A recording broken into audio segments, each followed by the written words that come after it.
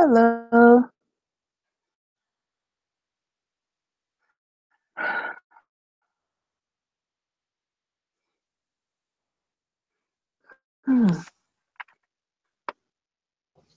All right, how you doing? I'm good. How are you? Good. Yeah, I'm gonna have to switch my. I got my questions up in time. I'm so happy with that. Yeah. And Yeah. You married? Just got under the wire. Oh, look at Nicole with her pink headphones. Hi, how's everyone? Hi. Good. How are you? I'm fine. Good to see you all. Get my bottled water here.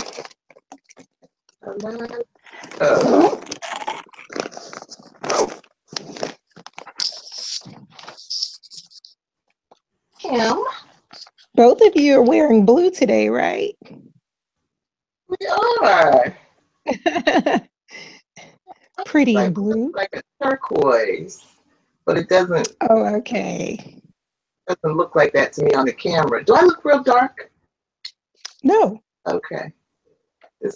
I have not adjusted to this new But you relative losing weight, Michelle. I said it does look like you're losing weight. I have, yeah. So my fitness pal is working. Yes. The last few days I've given it and smoking log a challenge because I have been caught up in one of my other obsessions with music. Oh, okay. And I had no clue. Wow. And well, it's a long story. I have to tell y'all. As in singing, producing, and playing an instrument. What does it entail? Just the music on my computer. Used to be my iPod. Oh, okay. Trying to preserve it. I've lost it so many times. Me and another. Oh, I see. Yeah. And we're always trying to piece together pieces of music we have on one piece of broken equipment over here and another piece of. Definitely understand that. And how do we save our music without being involved in continuous spending of money? Because that is the thing of today. That to stream. That's so true. Whatever you want to hear, as long as you pay a monthly fee. Well, for those of us that are trying not to pay a monthly fee. Right, absolutely. Yeah, it's so, that is like just really becoming the norm, right? Yeah, everything, clouds and stream and download. It's just really $10 a month here and $10 a month there. $10. I mean, it adds up. That's so true. That is so true. So I had lost really all of my music. Right? I probably told you all about my music collection project with my girlfriend Leah, where it started. I was just trying to get the music that was on my hard drive at the time, maybe about 1,000 songs. Oh wow, that's quite a bit. Organized into playlists, and she noticed what I was doing. And the next thing you know, we are obsessed for the next months with ripping all of this music from like people around us. So we ended up with the music collections of maybe about 10 different people. Huh. And all of them, we're all Black people, but it included from my mother's collection of music to my sons. Wow. But it was interesting because even though we have this similar demographic going on, our musical tastes were very different. So it was a broad collection of stuff. Right. We ended up with about 14,000 tracks. Oh my gosh, that's quite a bit. And it was a lot and we both had it on our 80 gig iPods at the time. Wow. That's quite a bit. Yeah, over the years, I lost everything. And she has managed to hold on to pieces of it here and there. So, and you said 14,000? yes. Wow. So she still has a bunch of the original CDs from her own collection, as well as some of the stuff that we ripped, because this is back in the days of CDRs. I understand that. So she gave me a bunch of those the other day so I could start ripping again. Starting that process all over again. Music project 2.0. Oh God. Yeah, we were in it, and then what stopped us was my mom passed in 2006. This is when we were working on it, and she passed, and so I then of course had as the executive stand all of that man. Right. Huh. Well, Leonie is 508. I don't know where Kim is, but you know. Okay. I think that if people don't tell us what they're doing, that we should always just keep moving. All right. Well, I want to welcome everybody then to the October 31st session of Session 9 of the Global Black Feminist Reading Circle. And we are reading the Crunk Feminist Collection, edited by Brittney C. Cooper, Susana M. Morris, and Robin M. Boylorn, published by the Feminist Press at CUNY, NYC. And today we're looking at the bulk of the section called Politics and Policies, the Personal is Political. My name is Leonie Smith, and I am joining you from the Toronto area in Ontario, Canada. And we'll go around and introduce the other two participants tonight. Nicole? Hi, yes. Hi, everyone. I'm joining from College Station, Texas today. Michelle? Hi, everybody. I'm Michelle Odom in Brooklyn, New York. And this is my very battered copy of the book. Excellent. Hi. So, Kim. And Kim's here now. Can you see Kim? Yes. Hi, I'm Kim Brandon, and I am joining you from New York. Cool. So welcome, women, and all our observers. So I put together some questions that focused on some of the essays in tonight's reading. I don't have a summary for you, but we can jump right in, looking at the first essay, which One thing is... I wanted to ask you, though, Leah, at some point. Yeah. I remember in the beginning of getting into this book, you said something about the topics. None of the topics sounded interesting to you. And I'm just wondering, now that we've read a lot of it, if you still feel that way.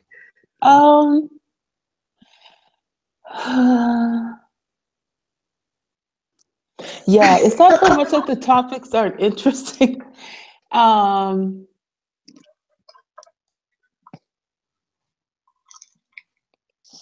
I guess that I prefer commentary that's a bit more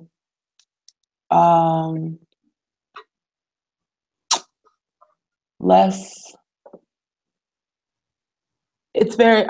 I just find, well, this is a book that's very heavily much in the African American voice, and it's a voice that I'm interested in, and but I just am always looking for something else as well. So for me, what's interesting about the reading of this is that it's not only in the African American voice in terms of Black women, but also Black women of a generation that I belong in, but that my experience is different because I would not say that I'm part of the hip hop culture at all. And the vernacular is different, everything is different. So for me, it's a way to hear from women of a similar age, to see how the experience is parallel and how they differ. Yeah. Does that answer your question, Shelley? Thank you.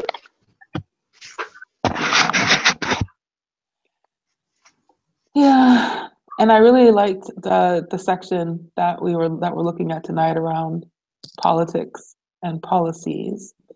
I will say that you don't see any questions for the healthcare one, because the whole time I just kept thinking, this is crazy. This is crazy. This is crazy.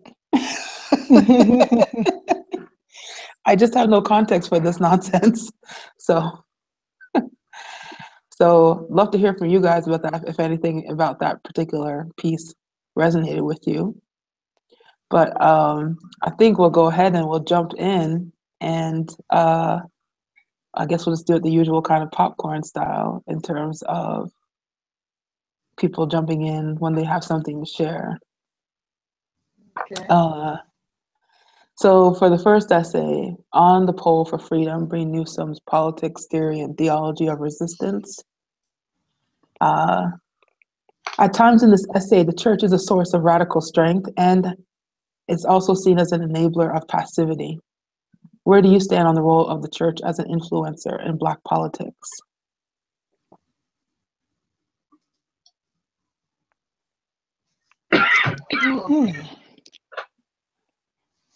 Well, I think it's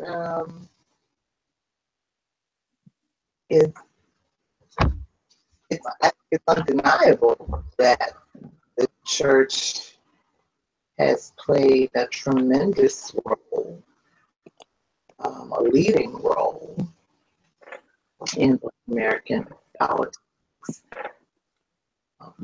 for many generations.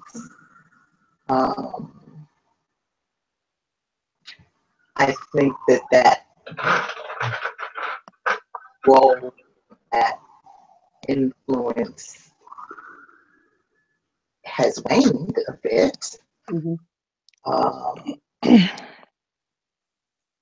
Probably starting with my generation, late boomer, the very end of the boomers.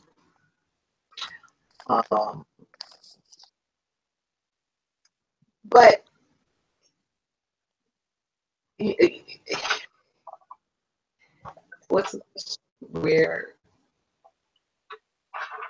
where do you stand on the role of the church as an influencer? I think that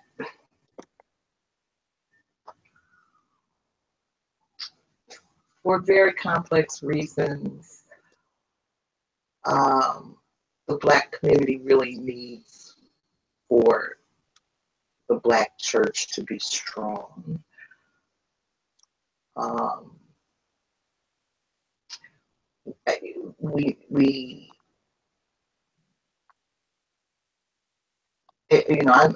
the generation that had so many questions and criticisms, and so many of us walked away from the church never to look back, and Until I understand the reasons why all of that happened.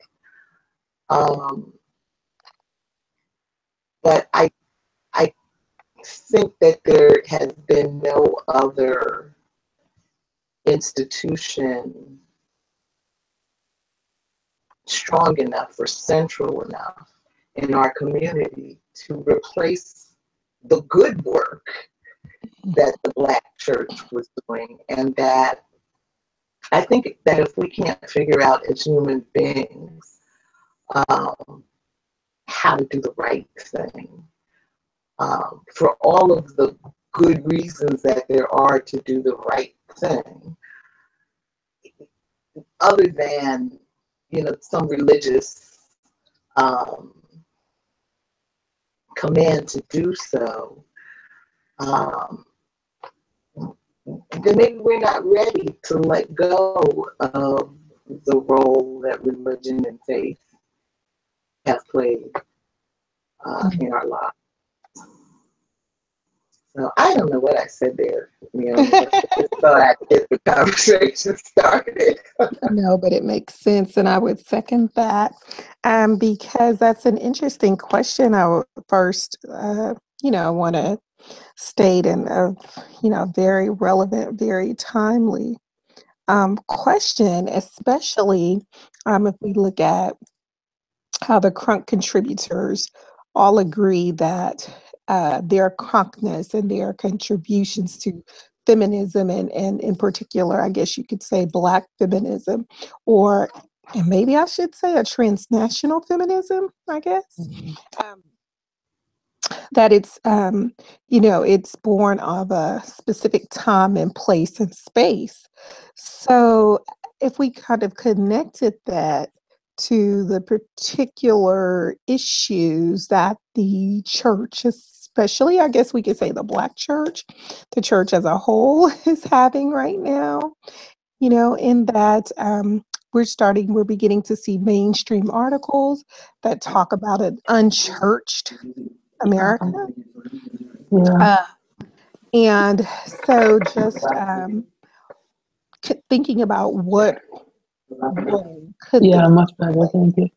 and I think that played out in President Barack Obama's at the beginning of his presidency, right? We had Jeremiah Wright saying, well, no, we've shifted from a liberation theology to a prosperity theology. And as a result of that, we're suffering as a collective. So I would just kind of wrap it up by saying that the church has historically been an influencer of Black politics. I don't really know. I do still see many politicians using that same age-old kind of rhetoric and those rhetorical moves of, it's around election time, let's go and visit the Black churches, But I think increasingly that's becoming complex as people are, especially Blacks, are not really committing to the church and church traditions. I'm just curious to see how this will play out within the next 4 to 5 years, because again, they're speaking millennials, right, as an unchurched generation. So, all right, I'll pass the baton. I agree. I also agree, and I think for me, the church was an entry point for power for African Americans, and I know that we are always being studied, and any place where we have an entry point to power, those spots are always under attack. And so when the not-for-profit status that most churches had, when they have, I'm not sure if the church has the 503c status, but they tie their hands and say, you cannot be political, otherwise you don't get the tax breaks. Yeah. So what happens is that most churches then the ones who want to be more political, they have some tough decisions to make financially. And so the other thing is that I'm not sure what the issue is with our churches looking at other models, because what I notice in some of the Jewish communities is that they create satellites. They create another institution, organization that's all about the politics and financial empowerment that is not necessarily the church per se. And I wonder, when we start talking about prosperity in the church, I just wish that, for me, this is just me, I just wish church wasn't about spending $200-300 to get dressed up to sit in a pew.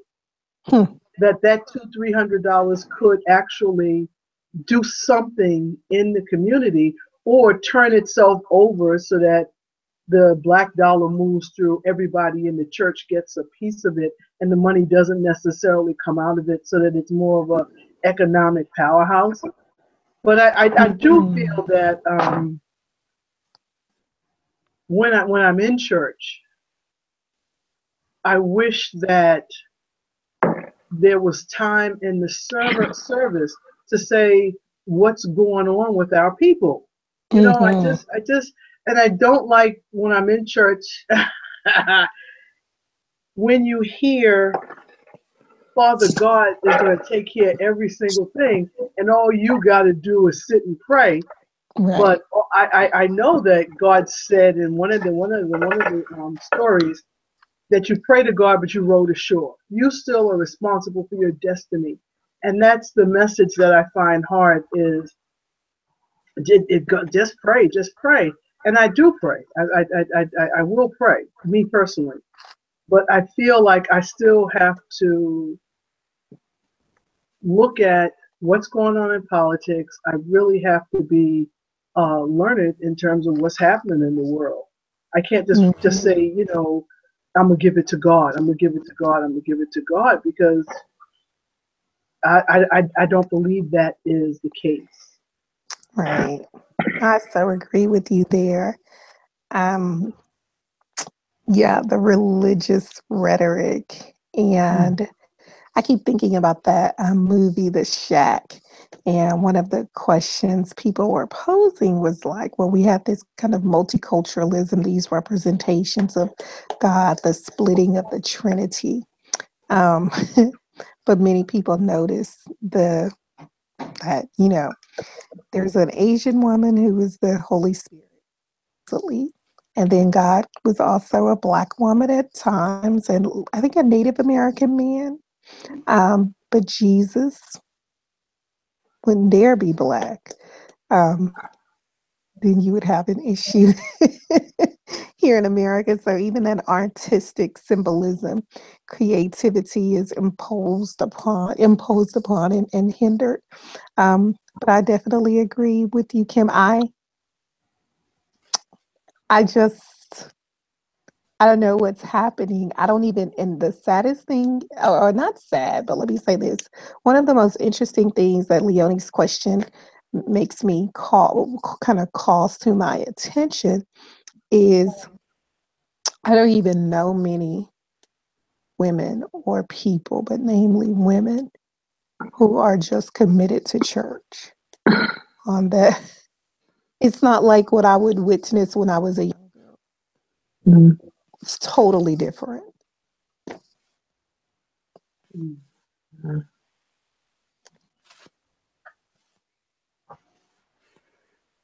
All right. Well, my thing is this.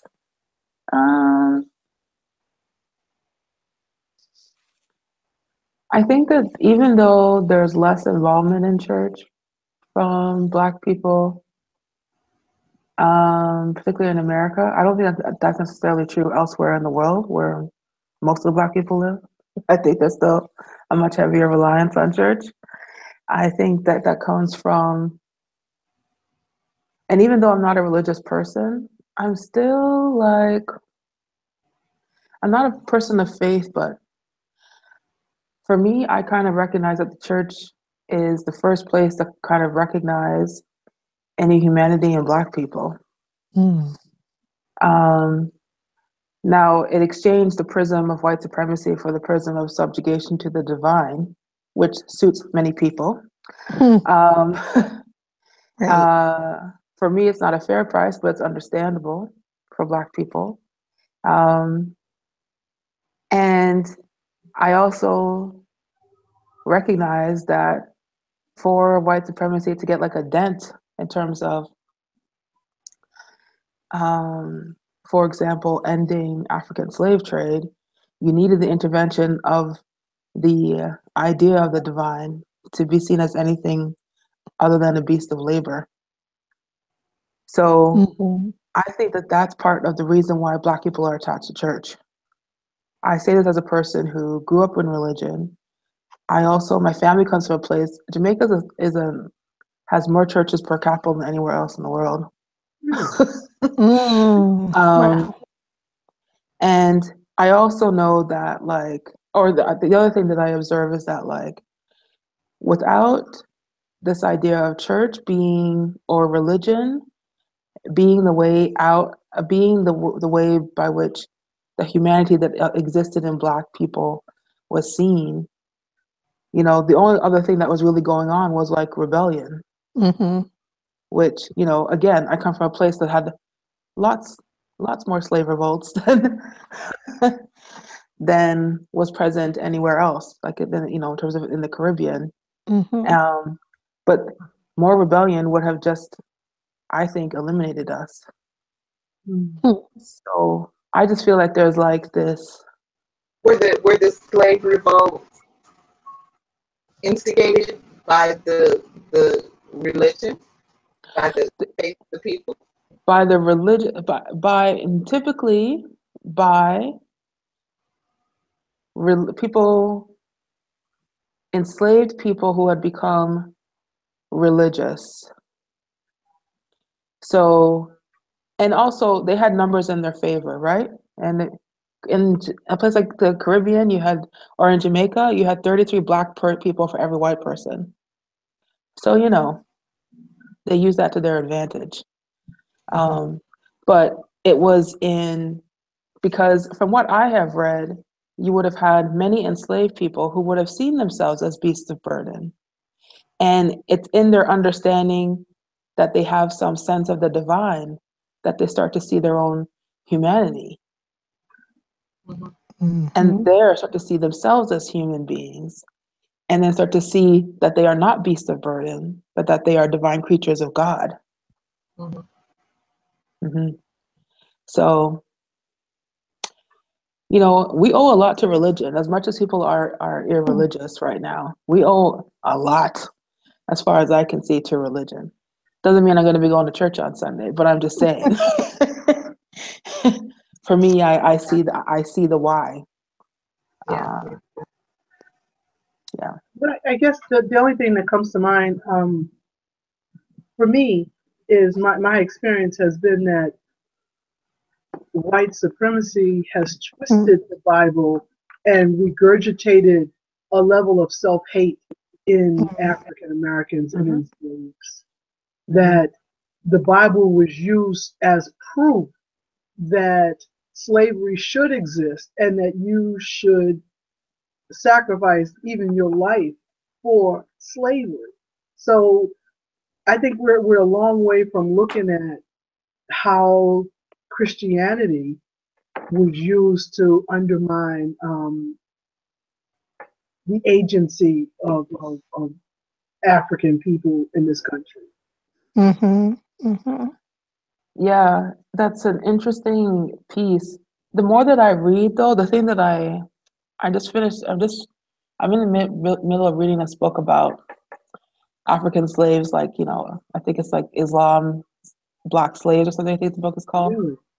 And so we talk a lot about white supremacy, but it really is about anti-Blackness, because you had the same argument, regardless of who your God was, the argument was the same.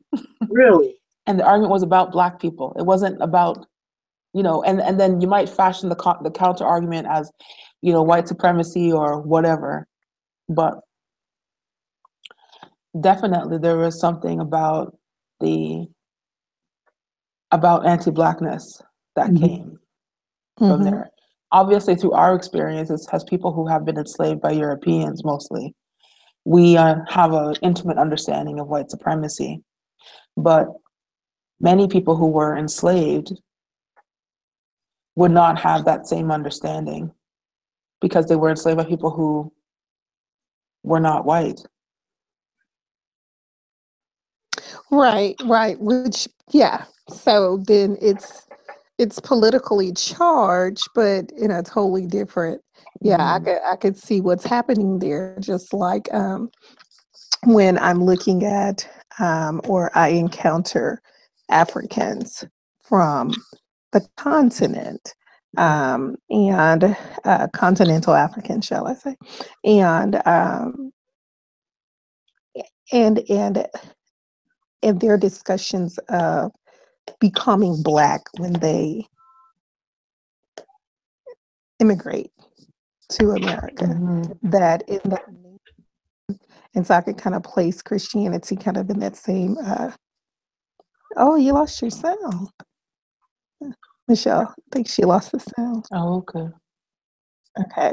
But, kind of placing it in that context, that I think Blacks in America turning away from Christian or leaving the church in droves is due to the fact that there is this weird undercurrent of white supremacy.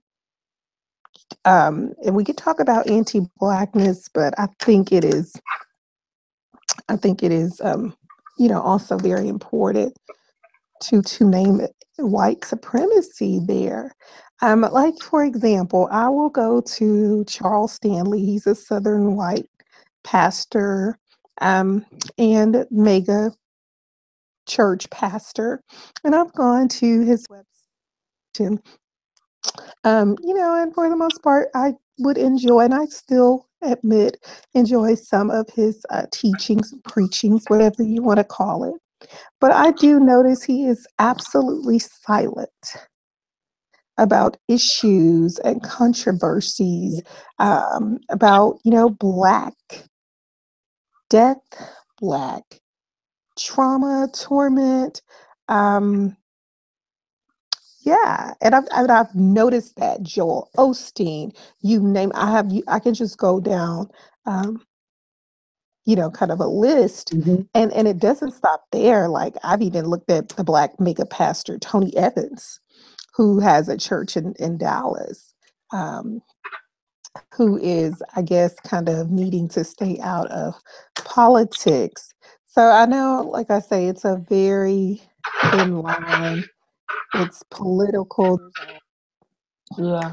To add to that, and I think, Leonie, another part of this conversation is, I guess, let me just self-identify. I have begun to feel like when churches operate as corporate structures, corporate entities, that they should be taxed. We are, there's so much money that's not added to the economy. And yet you have these mega churches who operate as corporate entities that could assist and don't. And then when I look at, a component of the 501c3 is that they're supposed to give back to the community. Well, some of the ways in which they're giving back is just as restrictive and just as racist, and reproduces like a caricature of Blackness. So anyway, I'll stop there. But yeah, that's definitely a question, Leonie. And yes, definitely politically charged there. Yeah. And it's interesting because I have only really worked in social services, and I recognize that the roots of what people now consider government services come from the church. Right. Yeah. And here you are saying, Nicole, quite rightly, that now those same roots have rotted. And promoting things that are not for the social good, Right. you know. But yet we owe our entire. I mean, you owe an idea of a social safety net did not come from capitalism. Like it Right. came.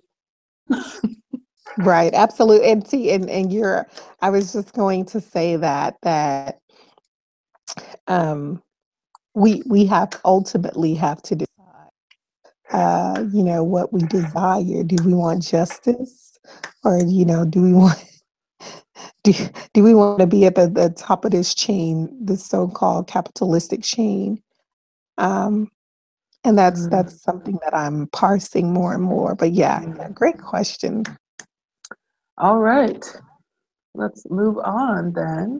Before we move on, Okay, can yeah. I just say one other Sure. thing, Leonie? Mm-hmm. I find for me, just in terms of the church being political, the message somehow has not evolved enough for me. So that when I go to a church and the minister is homophobic or sexist or you name it, and this is a part of the message, it just makes me feel like, well, didn't y'all get the email? Didn't you get the newsletter? So I just wanted to add that there is a level in some churches where they stagnate and hide behind the Bible on certain issues. Right. Yeah, that's such an interesting piece because I grew up in a religion where we were required to study the Bible, right? It wasn't like it was a serious thing. And I feel like that, what you're describing, Kim, happens because of churches being political. It doesn't come from the Bible. The Bible doesn't say that stealing a purse is better than being gay. Right. It says it puts all sin on the same line. Right.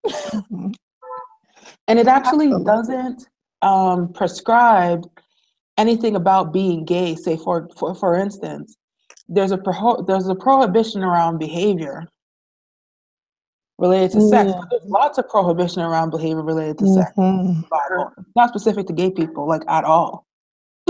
Right. But it's like these political arguments are being made. Right. That is like homosexuality is like this extra worse sin. And it's like, I have read the Bible. It is not any worse than any other sin. Right. And it's not seen as an identity. It's like, there is a way that you are expected to behave if you are a follower of God. Behave in this way. That is it. So I feel like that there must be something that these organizations are gaining. Because to me, I don't understand the whole anti-homosexual rhetoric. It doesn't make sense from a biblical perspective, like at all. Right. Yeah. And then just I don't know. There is